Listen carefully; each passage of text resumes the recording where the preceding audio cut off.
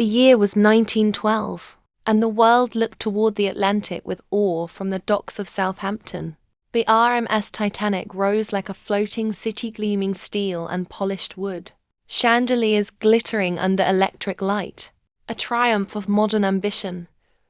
It was hailed as the greatest ship ever built, a vessel so advanced that newspapers whispered a dangerous word: unsinkable.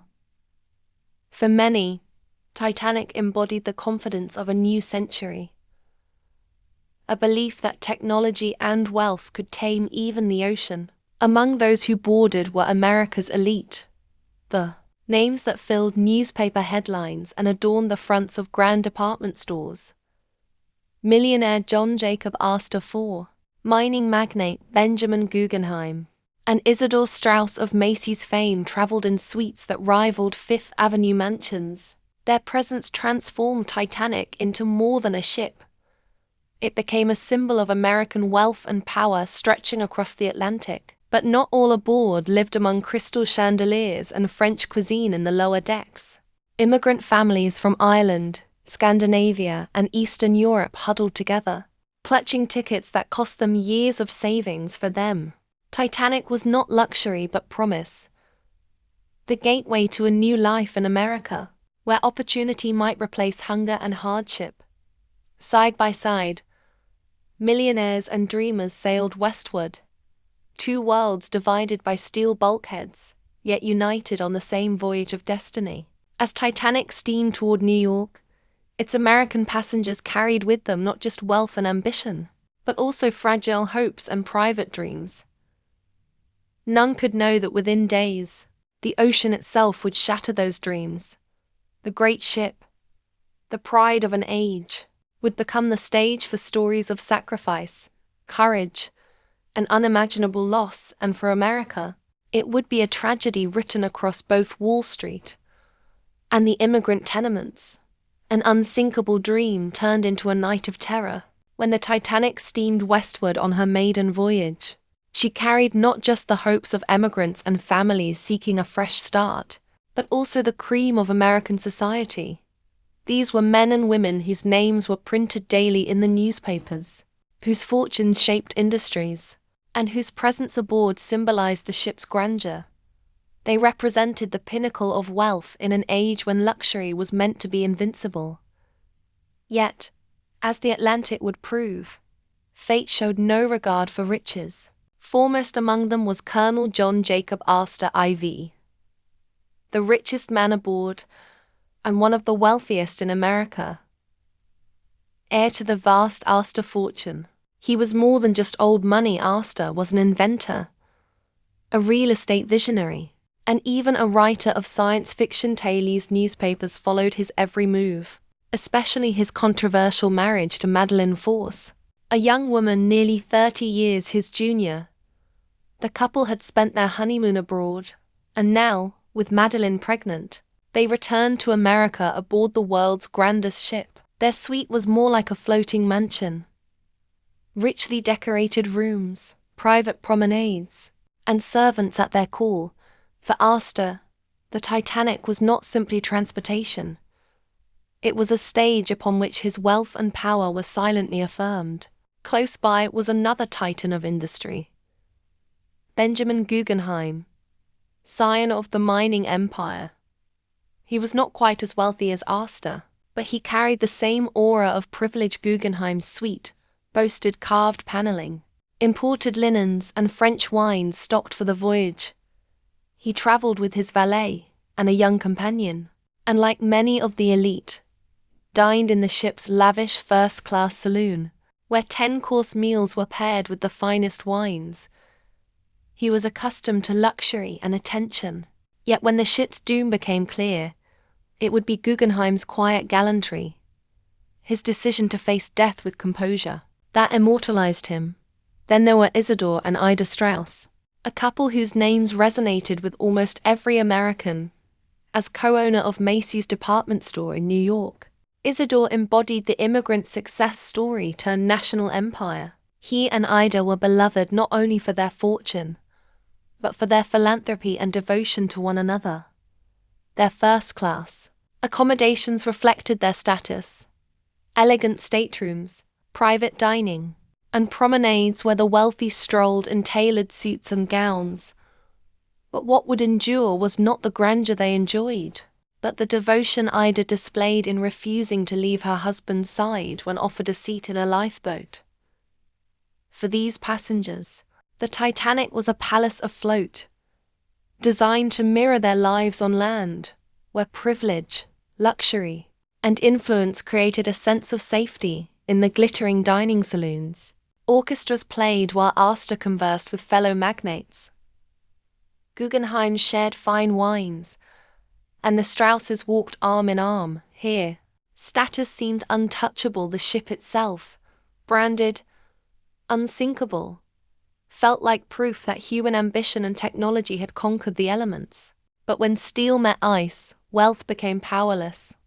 All the gilded suites, carved mahogany, and attentive stewards could not command the sea, as the bow filled with freezing water. The differences between a millionaire in evening dress and a laborer in steerage grew meaningless. What mattered was not the size of a fortune, but the weight of human choice. Who stepped aside, who clung to loved ones, who faced the dark with dignity. In the end, the stories of Astor, Guggenheim, and the Strauses remind us that the Titanic was more than a luxury liner. It was a stage where America's elite discovered the humbling truth that no wealth, no status, and no reputation could shield them from fate. The sinking of the Titanic is often told in numbers. Over 1,500 dead, just 705 saved. But behind the statistics were human stories, moments of love and loyalty so powerful that they echo more than a century later.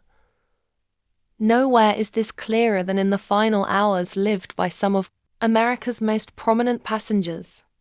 As the icy Atlantic crept higher against Titanic's black hull, lifeboats began to lower into the night.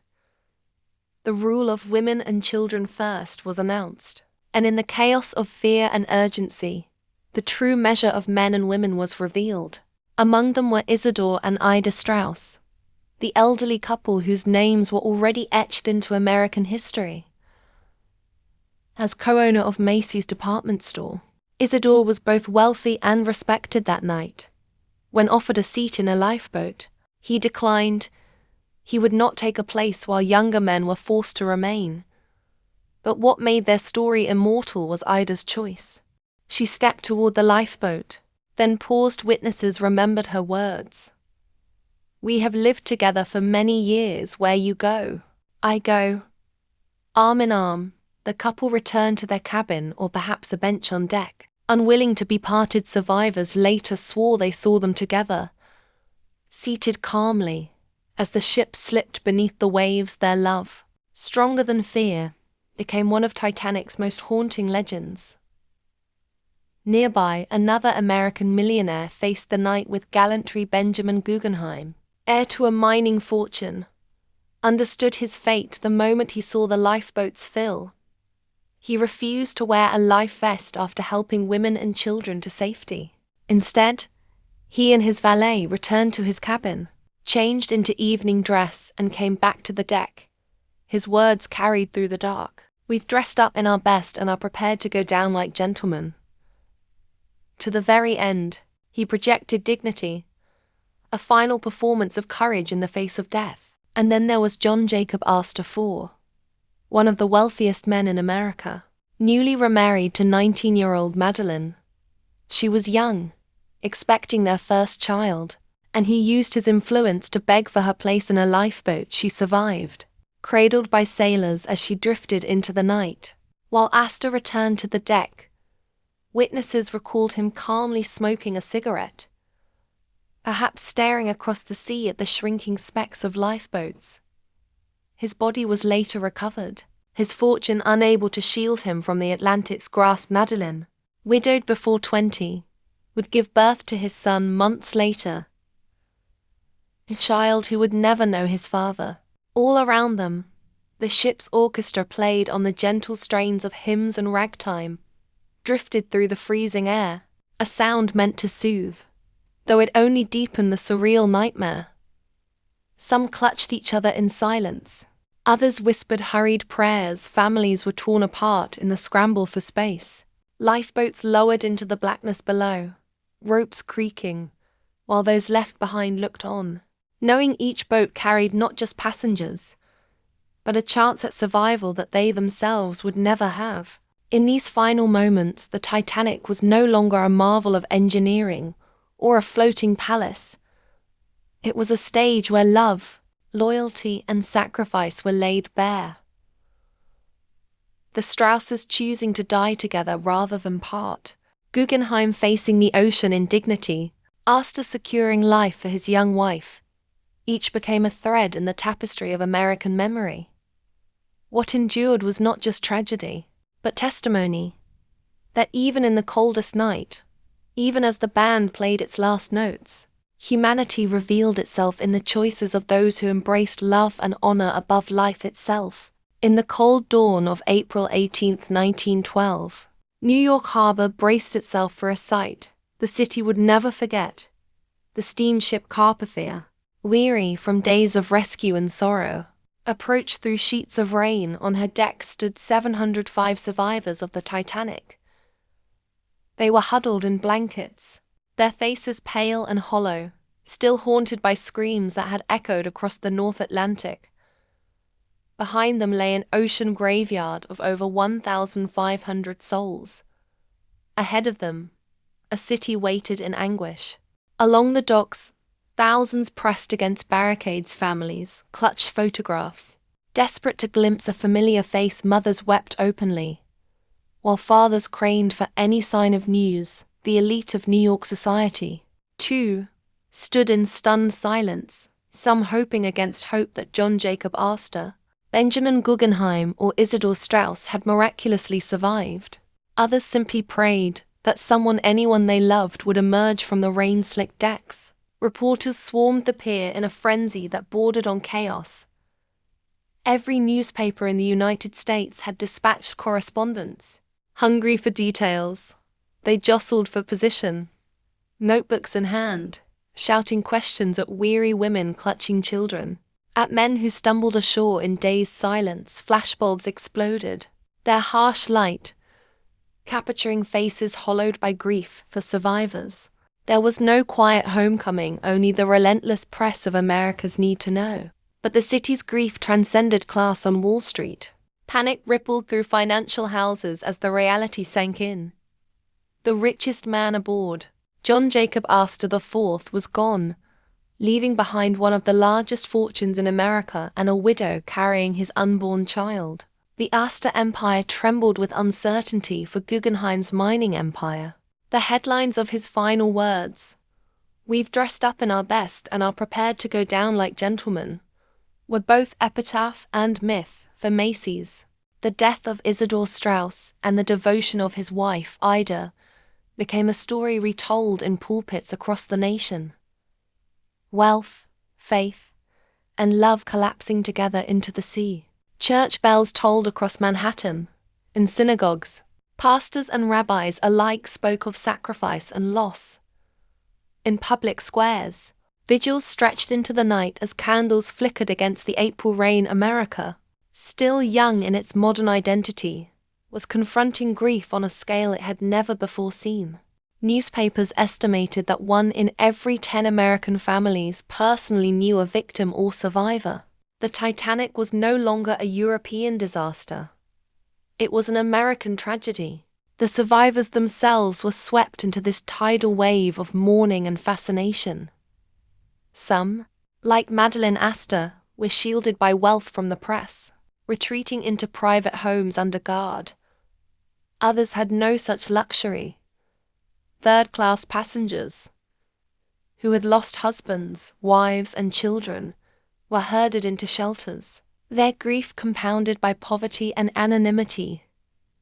The reporters wanted stories of millionaires, but behind every tear-streaked face was a story of equal weight, though the world would rarely hear it. In the days that followed, headlines kept America in suspense. Some condemned the lack of lifeboats. Others demanded to know how the unsinkable ship had sunk. Yet all carried a similar refrain. This was not just a maritime disaster, but a national wound. From New York to Chicago, from Boston to San Francisco, the Titanic's shadow stretched across the land. The ship had never reached her destination, yet she had arrived all the same on the front pages of every American paper, and in the hearts of a nation in mourning.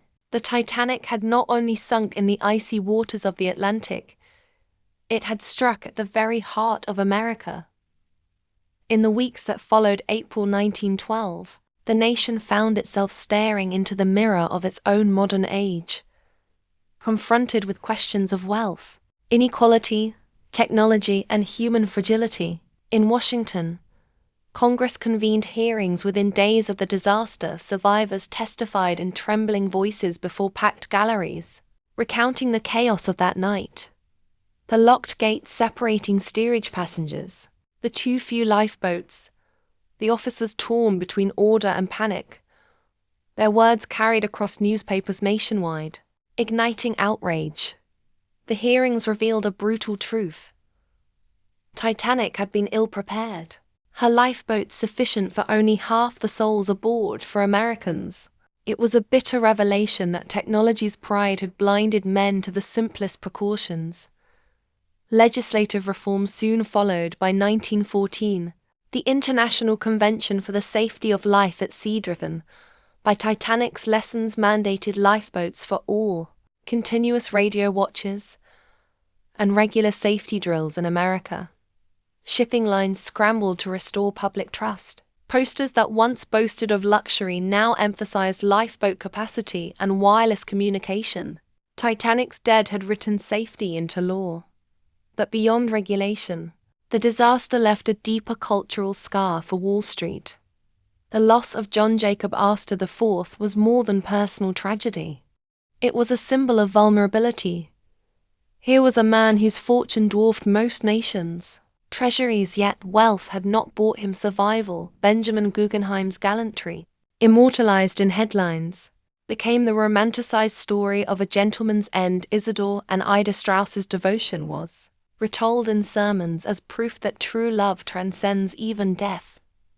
These narratives softened the brutality of the night, reshaping horror into legend. At the same time, America's immigrant families, those huddled in steerage, found their own voices largely muted in the press. Yet their loss was staggering. Entire families had been erased, their names forgotten in a nation eager to glorify millionaires. For the immigrant poor, Titanic was not just tragedy but a cruel reminder of how society valued lives unequally. In tenements and working-class neighborhoods, the grief was quieter, but no less real. The ship itself became myth almost instantly. Writers compared her fall to that of the Tower of Babel, a symbol of human arrogance brought low. Poets spoke of the unsinkable dream, swallowed by the sea, in motion picture houses.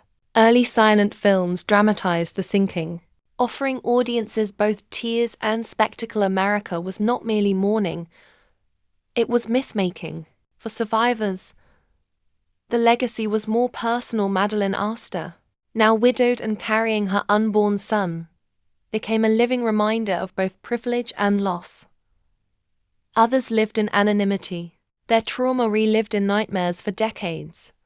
Some, like third-class survivors who had lost entire families, never spoke of the voyage again. In their silence, America found an uncomfortable truth: that some wounds are too deep to narrate. Yet Titanic's legacy endured precisely because it belonged to all. It was at once a millionaire's tragedy and an immigrant's nightmare. It exposed the arrogance of modern industry and the fragility of human life. It united Americans across class, creed, and city in a shared grief.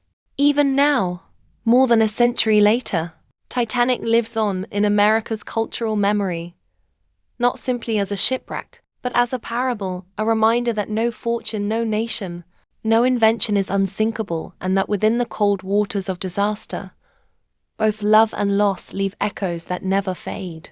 When the Carpathia steamed into New York Harbor with Titanic's survivors, it carried more than the living, it carried the ghost of a nation's dream.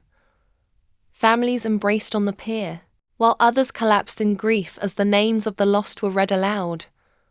The echoes of that night did not remain in the Atlantic. They spread across America, shaping memory, lore, and legend. For the wealthy, Titanic's story became one of human frailty, proof that even the richest man could not buy an extra lifeboat seat. For the poor, it was a bitter reminder of barriers that divided lives even in death, yet together. These stories forged a narrative that transcended class, a reminder that the ocean claims without prejudice, and that survival often depended not on fortune, but on fate. The legends of Isidor and Ida Straus's devotion, Guggenheim's gallantry, and John Jacob Astor's final moments became stitched into American folklore. They were retold in newspapers, pulpits, and parlors, softened into tales of love and sacrifice that dulled the sharper edges of horror. But beneath the poetry, the silence of immigrant families and the trauma of survivors carried the true weight of the loss. And so the Titanic sails on not across the sea, but through memory in every story of devotion, every retelling of sacrifice, every whispered name carved into history. The echoes of that April night endure, the unsinkable dream is gone, but the human stories remain forever drifting on the tides of time.